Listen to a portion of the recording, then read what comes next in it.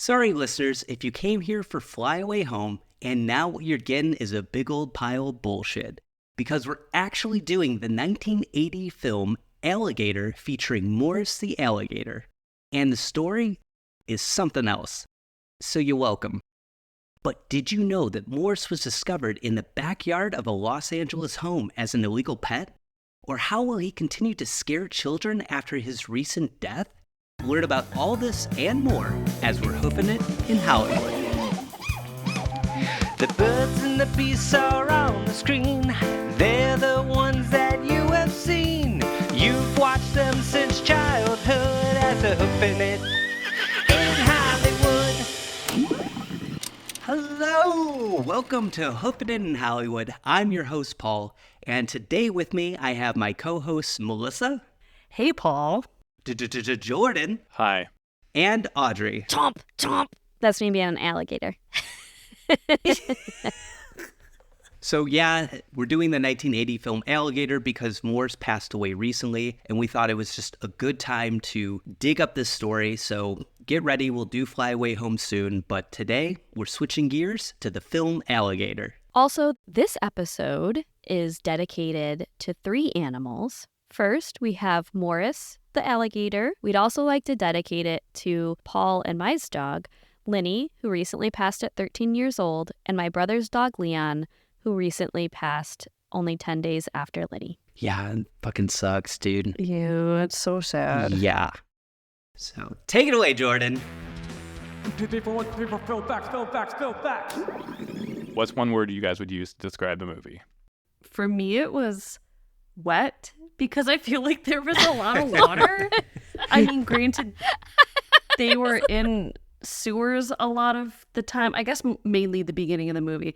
But I just felt when they were in the sewers, whatever the hell kind of sewers they were, there were like waterfalls going off behind them. I was very confused. My one word is yes, because it seemed like every scene I was watching, I was just like, yes. I can totally see that. I think my word is like physics with like a question mark at the end. So like you have to have that like physics or like time. Or space, because I feel like things, just like the timing on everything was weird. It's like this, how is nobody getting away from this alligator? I'm going with explosive because there were so many unnecessary explosions. Even not only the car explosions, but the scene where they were like dragging that pond and they were throwing actual grenades to try to scare the alligator out. That was pretty sweet. Alligator, 1980. Calling this one a B horror thriller, directed by Louis Teague, who later went on to make the movie Cujo, written by 2 people. Originally, Frank Ray Pirelli did the original screenplay, then it was taken over by John Sayles, and one alligator was the animal star, Morris and probably others. Human stars, Robert Forster, he played homicide detective David Madison. Forster was also in Jackie Brown, Mulholland Drive. Robin Riker played a herpetologist named Marissa Kendall. This was Robin's first movie, but the woman is still working, still putting out stuff. Go check her out. She's got lots of stuff to check out. And also Michael Gazzo played Chief Clark, and I put him in there because I love The Godfather, and he's from The Godfather. The box office on this one cost around $1.6 million to make, and after everything, they took in about $6.4 million. Oh, really? Didn't do great in the theater, but then I think it was bought by ABC for like $2 million for rebroadcasting rights so they could show the show on TV, and that was a big chunk of that. 1980 was a big year for movies, guys. Empire Strikes Back, 9 to 5, Friday the 13th, The Shining. Those are just like the top 4. I don't want to go down the whole list. Wait, and so Alligator wasn't in the top 3? So Alligator probably did not crack the top 10 films of that year, but it was pretty well liked. Mostly people liked it for kind of making fun of itself and making fun of movies in the same genre. Let me talk about the animal rules. It's a wild animal. It's a crazy big alligator. It doesn't talk. It doesn't think about things. You don't know what its reasoning is. It just goes out and kills. Let's talk about what the movie was about if you've never seen the 1980 film Alligator. It starts off, a young girl gets a little pet alligator while on vacation at like an alligator farm, which is a really bad idea, probably giving kids actual alligators. Are you telling me that little girl at the beginning of the movie watches a man get maimed by an alligator and then goes to her parents and wants to get a baby alligator? Yo, give me one of them alligators. She's like, I need one of those. She seemed pretty obsessed, and that will come into play later, but she was obsessed with the reptiles. So the girl gets the pet alligator, and they take it home, and promptly the dad flushes it down the toilet. Like, I don't know how long it was supposed to be, but I'm thinking it was like a week or something at the most. He came out hot. I'm gonna get rid of it. This alligator turns behind a closed hamper And again. what are you gonna tell Marissa? We tell her we found it dead like we did with a hamster. Alligator turds behind the hamper. Is that what he said? Yeah. He was going crazy. It was so angry, dude. The parents were like screaming at each other at that part. Mm-hmm. So flash forward 12 years later, we see David Madison. David Madison's a cop. He's dealing with the tragic loss of his partner and also dealing with a receding hairline. I thought you were going to say the tragic loss of his hair. Tragic loss. Yes, tragic loss of both his partner and his hair. At the time that they were filming, he was dealing with issue of a receding hairline, and it was kind of like on his mind all the time. And he had asked if they could work that into the script somehow, and the guy was like, well, we can try it. And so they did it, and it kind of worked.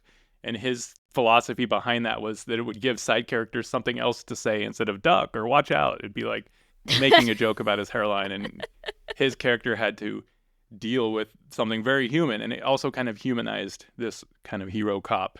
Guess what I don't hear many jokes of in movies are about receding hairlines. That blew my mind. No, you don't. Seriously. So David Madison, he gets kind of made fun of, saying that he was like a partner killer. It kind of follows him around and it dogs him and sort of becomes his alligator that's chasing him as well, if you want to say that. Getting a little deep there. So body parts start washing up in rivers. The police officer tells the homicide detective that they only found a toe, but they were able to ID and have a funeral and everything. That scene And was he says, crazy. must have been a small casket. I forgot about that part. Yeah, that was pretty silly. Because he said it in such a, like, the delivery was just so on point. Must have been a small casket. Like, I don't know. It made me laugh. So David Madison, he decides to go and investigate with a new partner. They go down to the sewer to see what's going on, and his partner gets killed by an alligator. Do you guys remember the scene when the young partner cop comes up and grabs his butt? Yes. Oh my Grabbed his God. ass hardcore. Grabbed his ass. The main detective loses track of his partner that Jordan, you talked about, got killed. And the partner, this is before he got killed, the partner comes up behind him and grabs his butt. And he grabs like a really big squeezes chunk of it. Yeah. Like his whole cheek and just squeezes. And it's like your typical horror shot, so you know what's coming, except for the ass grab. And then that's where you're like, whoa, what did I just say? Like, you're like, oh, it's going to be the partner, but you're not expecting the partner to come up and, like, grab a giant piece of cake. Yeah, like, dude. whoa. It was awesome. So anyway, people don't believe that it's an actual alligator because why would they? And so he starts working with this herpetologist named Marissa, who is the same Marissa from the beginning, but we don't necessarily know that yet. So this alligator has been living in the sewers, feeding off of carcasses from this drug company that exists in the story. And they're sort of like the typical big drug company, don't have to face any penalties. They're connected in all the right ways. They're doing all these shady things. They're testing on animals, basically testing growth hormones. And then when they die, they dump them in the sewers. And the alligator has been eating them, and so therefore ingesting all the chemicals that this place has been using on their test animals. And it's grown big. It's like 35 feet long, and it's just attacking people that get down there. The alligator eventually escapes the sewers after they've been chasing it for a while and goes on an eating spree and a killing spree. My favorite scene was where they're at a birthday party and those two kids are pirates and they make the one kid walk the plank into the pool. Jordan! The kid sees the alligator. He's like, well, I don't know. And they shove him in anyway. And then they just see like red water. Okay, I'm glad you said that scene. We're putting it on you that you like child murder. And then the kids were like, it's Timmy! Yeah. Or whatever. Wow. It was wild that they had child murder in this film. Like, Yeah, it They was didn't- definitely there. They definitely didn't need it, but it was there and it was crazy. So anyway, one of the biggest scenes in the movie happens at a big wedding. In particular with the wedding, I was obsessed with the giant thick tail just smacking people and they would go flying into the air. Yes. Like It did that so catapulting. well, though. The way that it would smack the camera and then somebody would just fly like 100 feet in the air. It was amazing. Like, it was so entertaining. Oh my God. The guy that played the main police officer, he eventually is able to lure it back down with some stuff that came from the beginning of the movie, like methane gas that builds up in the sewers. He basically builds a bomb and blows up the alligator, and the story is saved. He gets the girl, he kills the monster, and they live happily ever after. Some crazy stuff that I learned while I was researching this. Bryan Cranston from Malcolm in the Middle and Breaking Bad, this was actually one of his first jobs in the industry. He was a special effects artist and was basically in charge of getting the guts that would explode ready to be on screen and just be guts. So that was kind of cool. Something crazy that blew my mind. Robert Forster, the guy that played the main police officer, died in 2019. And at the theater that Quentin Tarantino owns, they did a double feature of Jackie Brown and Alligator. Quentin Tarantino said that Robert Forster's performance in Alligator inspired him to be the choice for Max Cherry in Jackie Brown. Really? This is the quote. "Once I cast Bob, at least in my mind, he was the guy from Alligator. Cherry was an ex-cop in Los Angeles, so in 1980, Cherry had the big fight with the alligator, blew it up, then quit the force, got hair plugs, became a bail bondsman in Carson, and we pick up his story 17 years later." Whoa. It's canon. He's the same character. Whoa. I need to rewatch Jackie Brown now. Wow. Yeah, that's really interesting. I love this movie, dude. Yeah, I loved it too. It was really good. It was really entertaining. I do feel like the first half is kind of boring, though, and not a whole lot happens, and then it just like ramps up, and then it just doesn't stop like through the end, I think. But I really enjoyed it. Yeah. Dude, it was making me laugh so hard. And then when I felt like I was getting bored, like a boat would crash in slow motion, I was like, yes, dude, yes. And those guys hunting the alligator with two boats, with just shooting assault rifles into the like water. Oh my That God. part, when they were just like full speed ahead, I'm like, if you guys just slowed down a little bit, you could hit this alligator with these assault rifles that you're shooting at it, because they would just go straight at it. And Yeah, they were going like 90 miles an hour, like as fast as they could boat, and it didn't make any sense. as fast as they could boat. Yeah. I also love when they're like, he's a wild animal, not a submarine. Yeah, we're all thinking the same thing. Stop what you're doing. I'm such a sucker for slow motion explosions with cars, and there were so many times So many explosions. a cop tried to like miss a kid, hit a car, and it exploded in slow motion. That was gonna be my favorite part. Did anybody have a least favorite scene? I want to hear yours. I'm trying to think. My least favorite scene is when the genius herpetologist calls her snake poisonous. They are venomous because poisonous is something that poisons you when you eat it. And venomous is something that, like, you know, makes you sick when it bites you or whatever, gets you with its venom. No self-respecting herpetologist would be like, my poisonous snakes. So anyway, that was my least favorite scene. She's not as smart as she pretended to be. Also, in terms of the herpetologist, this movie played into that, to like the common trope where like you have the scientist character who just knows all science, is like a Right. science genius. Like she was talking about hormones, like you wouldn't believe. She knew everything about everything, even though she was a herpetologist, except for apparently the difference between poison and venom. So that it was one of those recurring tropes. Amazing. All right, you got anything else, Jordan? That's all. I am now going to talk about Creature Chronicles. What's that? It's Creature Chronicles. So before I start, I want to say I would want the life of an alligator because you get to be a dinosaur, you get to eat fish and shit. You're a filter feeder? Wait, did you say that you're eating shit? Yeah, fish and shit, dude. I thought you were going to say fish and chips. I did too. And then I was like, wait, does he mean literal shit? Because I don't think that they eat poop. No, they eat fish and shit. Like what? Like fish, birds? Yeah, and shit. And shit. Okay. But I just think it'd be really sweet to hang out in the water with like your dead eyes floating, only to smile when those oncoming people are unaware of your earthly desires and you chomp them. Let's talk about Morris the alligator. He was an American alligator, and he was nearly 11 feet long and weighed 640 pounds by the time of his death. Damn. So this was big boy, dude. He was a chonker. Chonker boy. Chonky as shit. Chunky boy. Unit. So he was known as the It alligator in Hollywood. When you needed alligator bullshit, you knew who to call, basically. So let's talk a little bit about American alligators.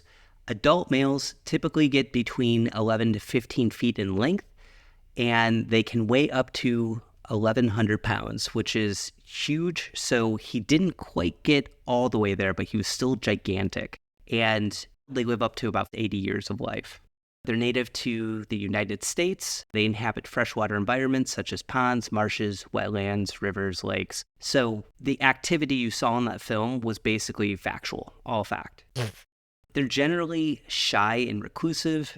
So even though they're scary, they don't really try to come out and eat people like they are in the film. So I guess that wasn't factual. But they are trainable, and they become accustomed to human interaction when they're raised in a controlled environment. So that's why Morse was so easy to be a movie star, just because it's kind of built into them. So let's talk about some interesting facts about the American alligator. They have a super devastating bite, but they have such a weak jaw opening. So you probably have heard it where, like, if you just basically have some duct tape, you can hold their mouth shut, basically, and they can't do anything. But if they do bite you, it's like over 2,000 pounds coming down at you, just stronger than like a lion or a great shark, dude. So Jesus. Clamping. So you're pretty much screwed if you're getting bit by one. yeah. The other thing interesting about alligators is they're known to produce a deep, resonant bellow, especially during mating season. So if you ever hear anything like this, That's a dinosaur. yeah, dude. Damn. Whoa. And if you notice, when he was doing it, like you can see the water like ripple on his back. Whoa. Like, do you see that? Whoa. Isn't Yeah. that insane? Oh, it's like Jurassic Park. Yep. I think I read that Jurassic Park stole that from alligators. So No. Did you write that down and then just read it, and so you could say that you wrote it? Who read it? I AI'd it into a website. So let's talk about the history of Morris. He was found in the backyard of a Los Angeles home as an illegal pet. And at the time, he was only about 9 feet long and estimated to be about 10 to 20 years old. So basically, cops came in, found him, and they didn't know who to give it to. So the only person that came to mind was Jim Brockett of Brockett's Film Fauna. These people raised exotic animals to be used in film, and so they took him to him because he had the permits to be able to raise alligators. And so they took him in and they started training him for films. The trainers had to be creative because a lot of reptiles usually respond to training methods involving praise or treats.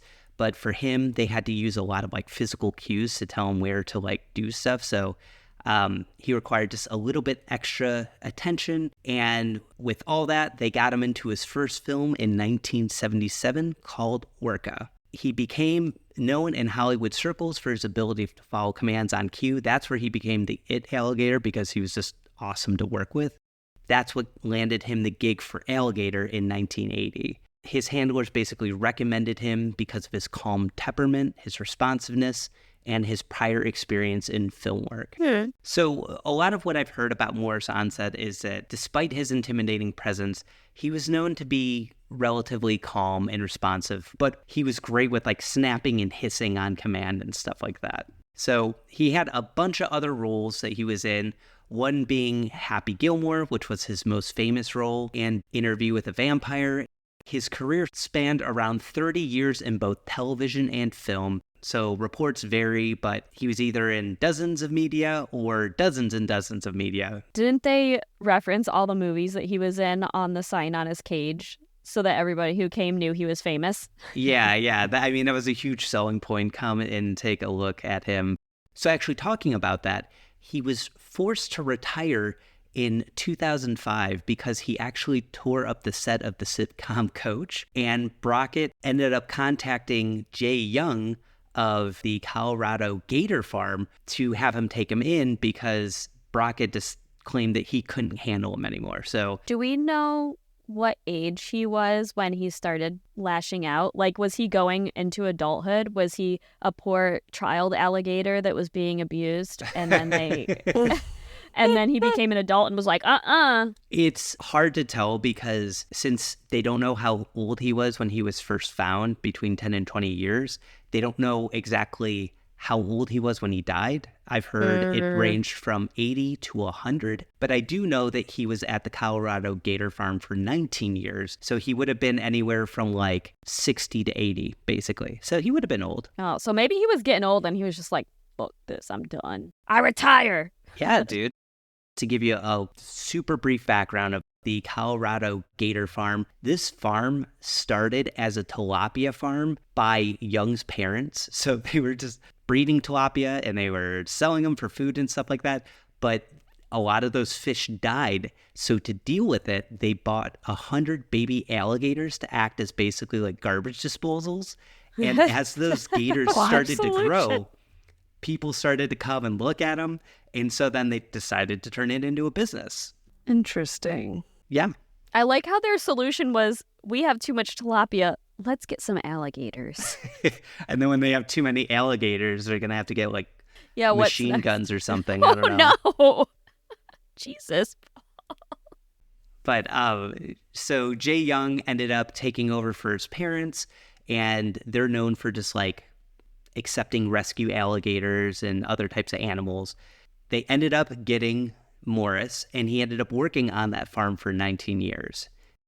So to talk a little bit about his death, the whole reason why we're doing this episode now, he died in May 2025, just a few days ago as of the time of this recording, from old age. It's estimated that he was between 80 and 100 years old, but Jay Young, the man running the farm, said he started acting strange about a week ago. He wasn't looking at us. He wasn't taking food. I know it's strange to people that we get so attached to an alligator. It's the worst part of what we do, losing animals. He had a happy time here and he died of old age. So he was very distraught, upset because he lost like a 20-year pal, dude. Yeah. I mean, that's understandable. Adam Sandler actually also had a post commemorating Morris saying, "We are all going to miss you. You could be hard on directors, makeup artists, costumers, really anyone with arms or legs.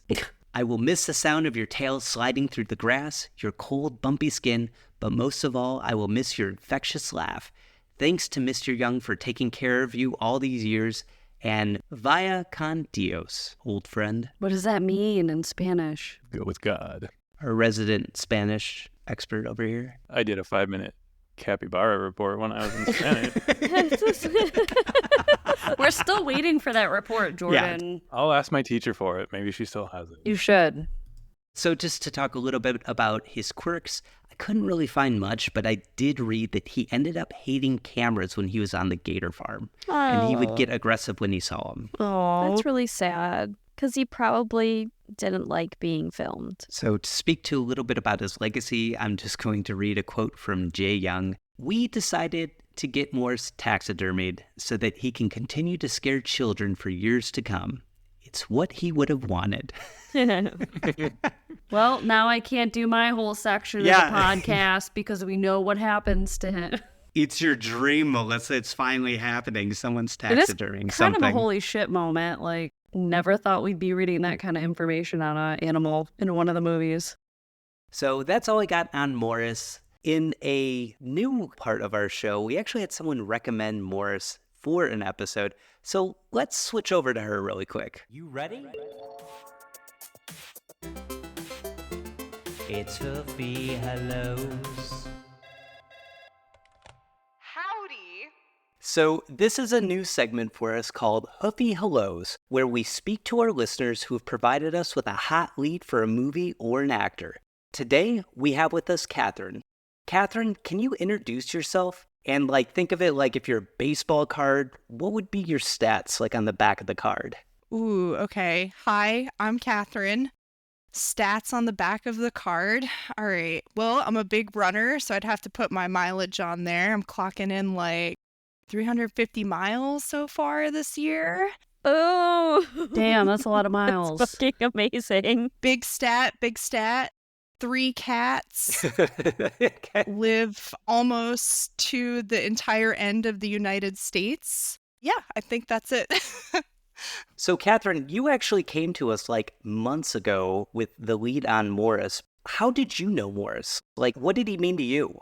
Well, it's so weird. It's a weird journey, I'm telling you. Weirdly enough, it starts in Colorado. There's a gator farm in the middle of Colorado. And my partner, Jack, his parents live in Colorado and not too far from this gator farm. So they were like, we should just go, right? Because reptiles, a cold state, those things clearly go together, right? So yeah, we went to the gator farm, saw Morris there alive and well at the time. And then Jack was like, oh yeah, he was like in a movie. I was like, what? That's so random. He's like, yeah, I think it's like Happy Gilmore, maybe? Yeah, that's Yep. what it is. Okay. Yeah. Yeah, he was a big boy, like super big boy. So we visited and I saw Morris. He had his own enclosure. He wasn't really doing a whole lot, just kind of hanging out under the hot springs water. It was awesome. Have you watched any of his films since then? Not at all. Oh, gotcha. Well, we highly recommend Alligator. It was a very fun film. Noted. Do you feel like you got a sense of his personality when you saw him? Yeah, he's like definitely really chill, like super chill, like pretty much did nothing. Sedentary kind of lifestyle. Like I'm here for it. Like you want to like rot all day on your farm? Yes. Also, if you could have broken Morris out for the day, what would you have done with him? Oh, definitely would take him to Great Sand Dunes National Park. I mean, it's Oh, like right yeah. there. He probably has no idea that there's like this gigantic pile of sand so close by to him. He would love sand. He would love to just bask in that sun, I bet. I think so too. Yeah, I think so also. Take him hiking up the sand dune, let him terrorize some folks, and then Catherine is letting Morris hunt people. like you have to, right? That's kind of like his whole like shtick. So, Catherine, have you ever eaten alligator or worn something fashionable made out of alligator skin or know anybody that has? No, I've never eaten alligator. I live in Florida. I feel like it's like a crime that I haven't actually, but I don't know. It kind of freaks me out a little bit because I don't know. I see them so much in the wild, right? Like they're all over the Everglades and things. Do you think they'll come for you? I think they'll come for me. Yeah. You're worried if you eat them that they'll hunt you down afterwards? They'll know. They will know. You'll be able to sense it. They will come for you for eating their brethren. Okay, so you seem like you had a very personal relationship with Morris. If you could say one more thing to him right now, what would you tell him? Oh gosh. Wow. That's a lot of pressure. I guess like I hope he just like had a really good life at that Colorado gator farm. I hope he really was the chill guy that I thought he was and that he just was able to relax and chill and kind of contemplate the set destroying that he did. Maybe think back on his like illustrious career in the movie industry. Yeah, I hope he was happy. Okay, now say it like you're saying it to him, and I'll be him in this. So, Oh. What's up, Morris? Hope you're happy now. Nailed it. thank you, Catherine, for joining our podcast today. Yeah, thank you guys so much for having me. I really appreciate it a lot. All right, I'll now turn it over to Audrey to do some movie magic. Get ready for movie magic. All right. Welcome to Movie Magic. A chomping good time. No, that didn't work. I think it did. I like it. Get ready to snap your jaws and your fingers for Movie Magic. Hell yeah, dude. Okay. So before we get too far into this, I wanted to start by just acknowledging the incredible sound effects by the man who came on as the alligator expert, who was supposed to be helping find the alligator. Yeah. Oh my God. Forgot to talk about those. And it'll give off with a sound, something like this.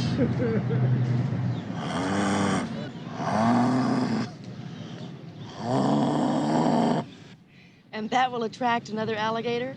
Well, I'm hoping so. Where he was like, whatever. He was trying to impress the lady that was giving the interview. Yeah, he wanted to impress a woman who was a reporter and made the mating call. Okay, so it's really hard to top that for the rest of, movie magic, but I'll try. So a lot of the movie, as you probably could tell by what looked like a alligator rolling into a scene, were fake alligators. When they just showed the rolling head, was like, it was pretty amazing. It was great. And we'll talk a little bit about why they chose to go with a rolling alligator. But they did have some live alligator action, but there was actually a giveaway where you could figure out what scenes were a live alligator, like other than the obvious ones at the beginning. But when you were looking at the alligator action, could any of you tell what the giveaway was? No, I don't know. Was it maybe its eyes blinking or something? That's what I was going to say, the eyes. It was how it was filmed, because it would always be filmed from a top-down angle because it was in a miniature movie set so that the alligator looked big enough. But that's how you knew that there was a live alligator being used, is the angle it was shot at. And the special effects guy seemed really salty about it, but apparently the director wanted more real alligator action. And so that's why they did that. So the fake alligator, though, has a bit of an interesting backstory. Before the movie fully got approved, officially greenlit, Brandon Chase made his own big alligator. He was ready. Because they knew about all the problems that they had on Jaws. So he went to make this alligator early on. And it started where they had artists come in and make a really nice heavy clay alligator. And then they used that as a mold to create a fiberglass mold. And then they filled that with latex to make a latex alligator. Oh, wow. And then the special effects guy talked about how it had rattan hoops, which if you're not familiar with them are those really lightweight wood hoops. They used those on the inside of the gator to give it some frame, and it was all along the edges. So they had this beautiful lightweight latex gator, perfect to use. And then the film got delayed for 3 years. And when they inherited it on the new film, it had rotted in a warehouse. Oh, no. Oh, dude. So their original one just got completely rotten. So for the second time around building it, they were like, we're going to go with something that's more durable. So they made a heavy-duty urethane alligator, which they sprayed to look nice. It had a 4-inch suction hose for a tail and a steel mechanism for the jaws, and it weighed several hundred pounds. Oh my God. So as a side effect of trying to make this much more durable alligator, they were really aiming for durability, it became so heavy that the two guys, they kept referring to them as football players, linebackers. So I guess they were just really large people. They couldn't quite move. They could only and then had to put it down because they should have been able to operate it from inside, operate the tail, operate the jaw. So what they ended up doing is building an articulate head and tail that they could do close-ups with because they basically had to shoot around the prop since they couldn't move the big alligator. So the reason they ended up rolling things is because they were so freaking heavy. So you're saying that the alligator was so heavy they couldn't just get in it and make it move around? Right. Not well enough to look good. So they ended up doing the articulated head and tail to use for close-ups. Wow. I'm glad they did that because the tail scenes were so funny. I know, and I actually have a fun fact about that I found. Someone who was doing an interview with Robin Riker, who is the lead actress, and she talked about how when they did the scene in the sewer, she was worried because the guy got slapped by the tail and he goes flying across, and then she was the tail just kind of went boing, boing, boing. And she was like, oh no, how are they gonna cut this to look good? That's amazing. Yes. So thankfully they did, as she acknowledged.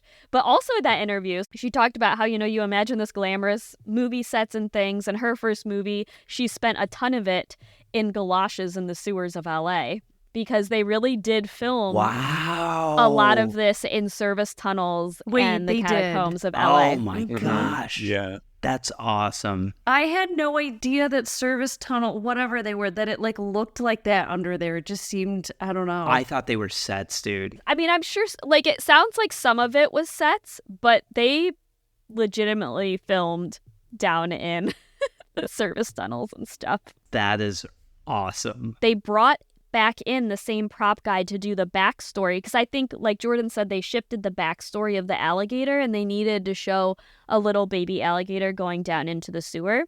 He built a cutaway sewer for the alligator to swim through, but the baby alligator didn't want to swim through it, so they attached it to a monofilament wire and sort of made it. They were They like dragged it through the pipe. basically, which is kind of sad.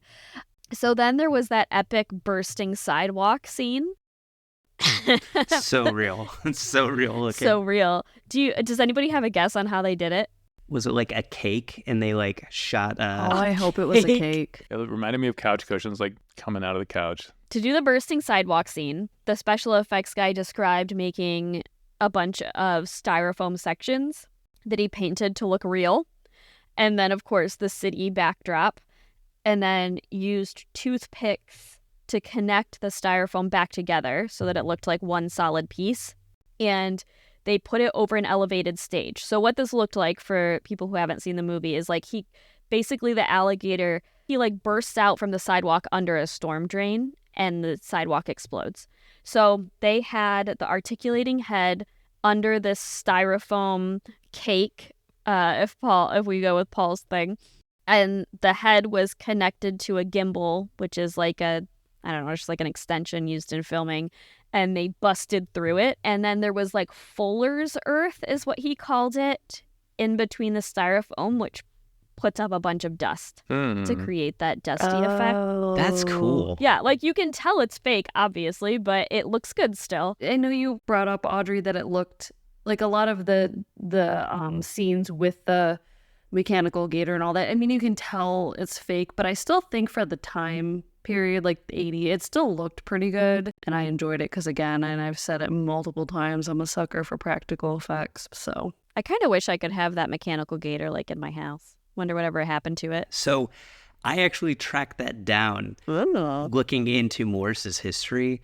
Basically, that robot that was used in the film was actually donated to the Florida Gators of the University of Florida in Gainesville to use as a team mascot. I want to see it now. Which is wild. Unfortunately, it was so glitchy that it only ever made one appearance. Sweet I was donation. going to ask where they put it. They had to drive it out on a modified golf cart. Oh, no. And people got so mad that they started throwing like their beer and stuff at it. And so they basically like ran it off the field because of it. Imagine getting that mad about a halftime show gator. And so here's a photo. It's like the only known photo I could find of them like riding the alligator. I love that they put their gator mascot riding on the mechanical gator. It is pretty phenomenal. And so to your point about him being so heavy and stuff like that, like he's on a golf cart, dude. Like they can't do anything like by hand. I love that they didn't know what to do with it, so they donate it to a university. Like, here's our shit. Please do something with it. Where do you guys think it is now? Probably in the trash. If you or anyone you know happens to know any information on this gator, please contact us at hoofin.hollywood. Audrey wants to buy it. I want it in my house. If anybody listening owns it and would let us borrow it for a little bit, that would be amazing. So, yeah, dude, it was like, I found that, I was just like, whoa, and I want it. I would like it as well. Anywho, that's really it. I don't have a whole lot since the alligators weren't trained to do specific things in this film, really, other than, Paul talked about how alligators can be trained. They're really smart, and you can absolutely train them to do things. But most of the movie magic in this was truly movie magic. All right, you got anything else, Audrey? Nay. Or should I say, snap. Wait, why snap? Oh, wait, like Jaws. Because like neigh like a horse. It's a snap like an alligator. I'll now turn it over to Melissa to Wait, do this some didn't fun work. stuff. All aboard for audience anecdotes. It's time for animal reviews. What did you guys think of Morris's performance as the alligator? The rating scale I came up with for this episode will be out of 5 tail whacks. Tail wax? So saying tail wax sounds weird, but yeah, like slaps, however you want to word it, but I just loved that part of the movie. So 5 tail slaps. That's tough because like most of the time that you saw him, he was the animatronic or the big tank alligator thing. But I think when he was walking through, he looked pretty cool. I'll give him 4 tail whacks. Yeah, I think I'm going to give him 3 tail whacks because you just didn't see him much. But I almost want to round him up because I feel bad now knowing that he hates cameras and that he probably hated his life on that scene, on that set. So, you know what? Heck, I'll give him 5. Wait, round up? Wait, round up from 3 to 5? That's not how that works. That's Price is Right. This is my system. I'm going to round up from 3 to 10. Perfect. Did that blow everyone else's mind when she said 5? Because it kind of did. I wasn't expecting it. I was not ready. I was like, did I miss something here? Oh. I'm going to give him 3 tail whacks because he looks scary. So he got the job done, but we just didn't get enough of him. And I know that's super unfair, but like I didn't get to see much else beside him, like his eyes opening and like him walking. So basically just doing life things. Well, I mean, essentially, yeah. Yeah, exactly. Yeah, I feel like you guys are being, I guess, way more generous than I was. But now that Audrey rounded up, I suppose I could round up. I originally said 2 tail whacks. I might go to 3. But again, the main reason just being we don't get to see Morris that much. But I think the scenes where it did show, like his eyes, like you said, Paul, just kind of like blinking. He looked pretty good. He looked pretty menacing. Yeah, just kind of blinking. He was a good blinker. I guess I'll be generous and go from 2 to 3. All right, and now we're going to take a look at some audience reviews. And it looks like for this movie, RottenTomatoes.com Popcorn Meter gave the movie a 49% average rating. We have a review from July of 24, so not too long ago, from John F., who gave it a 4.5 stars and said, gritty, low-budget movie, but a giant killer gator in the sewers of Chicago. Kind of a part slasher, part creature feature kind of flick. Good chemistry between Forrester and Riker helps to cancel out the less than outstanding script. Always nice to see corrupt politicians and their wealthy donors get their due. I agreed with that, so I thought that was a pretty solid review. Then we are going to take a look at a couple reviews from Letterboxd, where the movie had an average rating of 3.2 stars out of 5. All right, so this review is for Jordan. Really? This is from Miguel Innit. 4 stars. Mad respect when a film goes full throttle and just massacres a child. I would just, yeah. The fact that they went there, I think that's why I said that was my favorite scene. Not that I want to see children getting killed in every movie, but they went for it like really hardcore. This next review from Letterboxd is by Charlie, and they gave it 4 stars and said, I don't think I've ever seen a movie feature a main protagonist with such an early stage of male pattern baldness. And he gets laid. Leave him alone. It was his idea. Oh, it was his idea. It is kind of wild though, because like that's one of the first things you notice. And then you're like, and then they acknowledge it and you're like, are they reading my mind? Like he was just crazy. And even the scene where they're like in bed together and she's like playing with it. Yeah, playing with his hair. It's awesome. All right, it's time for Surprise Scenario. Surprise! So I want you guys to think back to being a kid and your parents just happened to dispose of your family pet. Much like the dad, flushed the alligator down the toilet. What mutation would you want it to come back with and why? Whoa. Do I get to keep it? Or is it this just does it come back to me with its mutation? Yeah, I was going that route. Like, it would come back to you. Got it. So I had a black Labrador named Kmart, and she was a beautiful, wonderful woman. Aww. And if they flush a giant dog down the toilet and it mutated, I would want it to become like a millipede with like 1,000 legs and get really long, because I think that would be awesome to have like a dog curl up around you. Dude. That's like nightmare fuel. But would its legs be like insect legs, or would its No, legs like be dog furry, legs. like dog legs? And then Dog legs. But they would like move off to the side. They wouldn't be directly underneath it, because I want it to like skitter across. That I don't like that. Mine's gonna be. I had a dog as well when I was a kid, so I have to use that. And I had 2 dogs, but I'll use Jazz. She was a golden retriever, and I always thought that Falcor from The Neverending Story kind of looked like a dog anyway, even though he was a dragon. My dog's mutation or power then would be to become like a luck dragon, and he'd get bigger and be able to. She would have gotten bigger, and I could fly around on her and just just fly around town. Yeah, That would be awesome. yes. I kind of love that. Okay, so this sort of happened with the cat. So I'm going to go with a cat, Mr. Hopper, who I really liked. He was a giant, he was mostly a stray cat. Loved him. So I had to make the scenario work in my head. So let's say he had some of my hair on him, like a little bit of my DNA or whatever. Somehow he's disposed in a way where he's, new, whatever, crazy chemicals, boo, movie magic. And our DNA fuses such that we can exchange consciousnesses into each other's bodies. And so, like, I could become a cat for however long he could become me. Can you imagine we just go to hang out with Audrey, but it's not her, it's the cat? Like, her eyes roll back, and then she's just like, fucking like Hopper just walking around like peeing on doors. climbing on the batch of the couch. Yeah, like, what do you think of this? And she's just like... like grooming my butthole. Yeah, you're just licking your butthole. And we're like, okay, we gotta go. I could go for some fish right now. That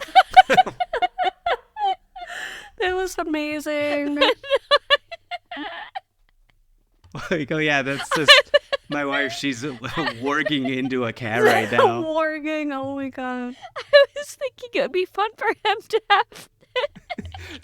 It would just turn into you and just like run around and start batting at things. God, that would be kind of terrifying. It's just Audrey, but she's running around spastic like a cat.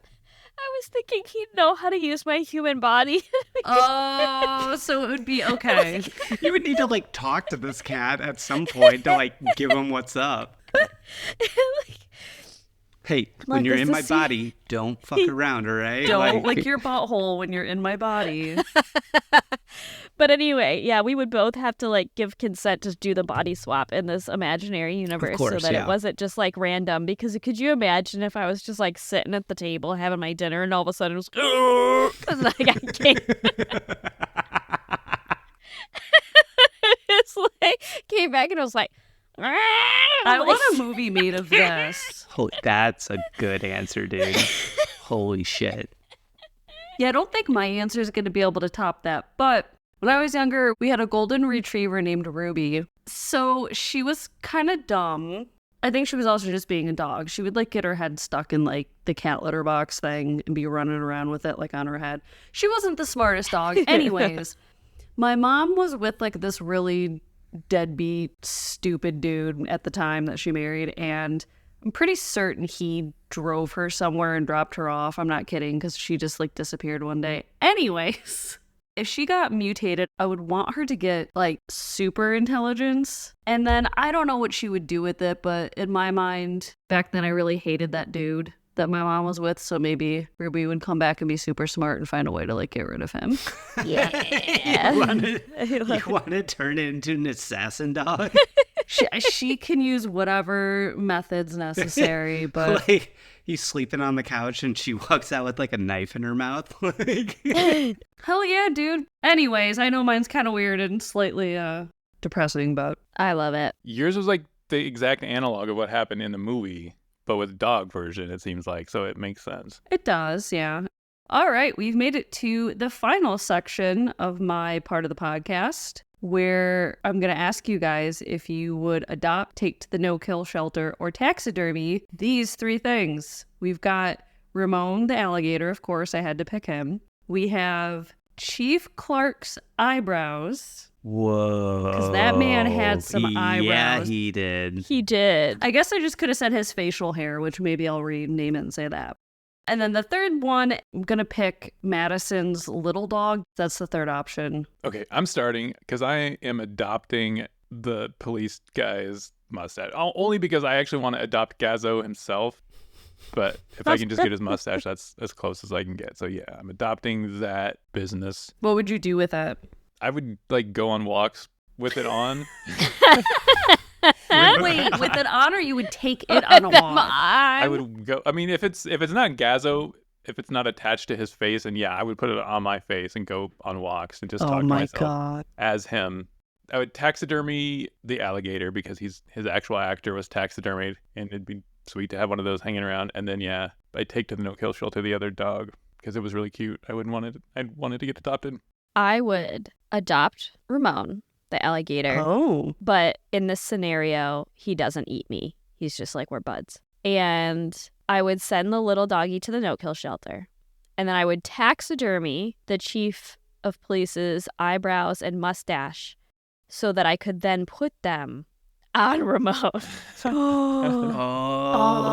it's like a good costume. idea. Yeah. It's like a cute little costume for him. And we would go on walks and hang out like buds. And whenever Ramon wanted to, he could wear his facial hair. I'm obsessed. And it would be a really great experience for him because, as a reptile, he doesn't know what it's like to have facial hair or really any kind of hair. So I feel like this is a really great change for him. Yeah, so that's what I'm doing. I would also adopt Ramon because if I have my mutated millipede dog Kmart, I could then take Ramon into the sewers and we could rule the sewer system together because I'd have like 2 monsters to battle all the baddies. And then I would send to the no-kill shelter the cop's eyebrows because I feel like he would get so angry they would fall off onto like an ugly dog, and then that ugly dog has a chance to get adopted. Oh, cute. And then I think I'd have to taxidermy the small dog because he's last, but also he's small, so I could like throw him in a closet or like in a high up shelf or something so that I don't have to deal with him. Like he fits into small spaces. Is there a university you could donate him to? They could use him in their halftime show? Oh, no, I think I'd just keep him in like the silverware drawer. So like when someone comes over to get like He's a butter not that knife. small. How big is your silverware drawer in this scenario? It's not that little. I mean, I could cut out the bottom so he like pops up or something. He like springs up when you open the drawer. Could make a styrofoam bottom to the drawer that could break. Then he comes through. Oh my He's just, like, God. So I am going to go, I think, more of like Jordan's choice route where I would taxidermy Ramon. And I say taxidermy him because of the point that Paul brought up that he's actually getting taxidermied in real life to continue to scare children at the Gator Park. So yeah, that's pretty amazing. I would stick with that. I would adopt Chief Clark's facial hair because it would just be sweet. And I know I heard you say it, Audrey. You just gave me a great idea. It would look great on one of the cats. I think that'd be super cute. Also a good cosplay accessory. Ooh. Oh, yeah. I love that, actually. I think wax would look good with it on. I think so, too. And then I would take Madison's dog to the no-kill shelter because, again, I'm not a dog person, so I'd rather give it up to a place that will hopefully be able to find it a good home where somebody will be able to love him, so. All right, Melissa, you got anything else? Nope, that's it, Paul. All right, thanks. Thank you, everyone, for hanging out with us on this episode. If you haven't seen Alligator, just go check it out. It's awesome. But if you stick around with us next month, we're going to be doing the 1996 family adventure film Fly Away Home featuring a gaggle of geese. For real this time. So if you like this show, be sure to like and subscribe or comment. You can go to our social channels like Facebook, Instagram, and our newly created TikTok to watch cool clips and learn more information. You can also check out our website to see the transcript and a lot of other fun stuff.